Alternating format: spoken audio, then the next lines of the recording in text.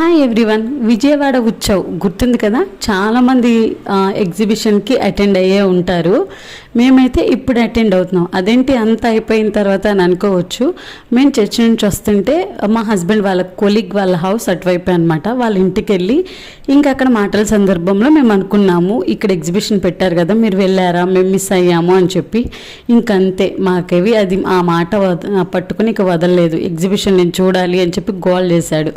ఇంకా లేదు అని చెప్పినా ఇంకా వినరు కదా పిల్లలు. సర్లే పక్కనే కదా అని చెప్పి ఇంకా అక్కడికైతే తీసుకెళ్ళి చూపించాం, ఇక్కడ ఏమీ లేదు అని చెప్పి.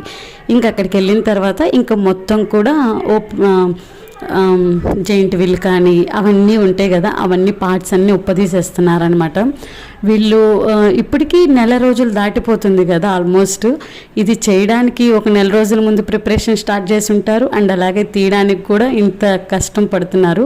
మనం 50 రూపీస్ ఆ టికెట్ అని చెప్పి అనుకుంటాము, కానీ వీళ్ళు ఎంత కష్టం పడుతున్నారు కదా, దానికి తగ్గట్టే మనీ తీసుకోవాలి అన్నట్టు అనిపించింది. ఇంకా అక్కడే ఇంకా మాకేవి ఊరికే వాటన్నిటిని ఎక్కి కొంచెం సేపు అలా ఒక 5 to 10 minutes ఆడినట్టున్నాడు.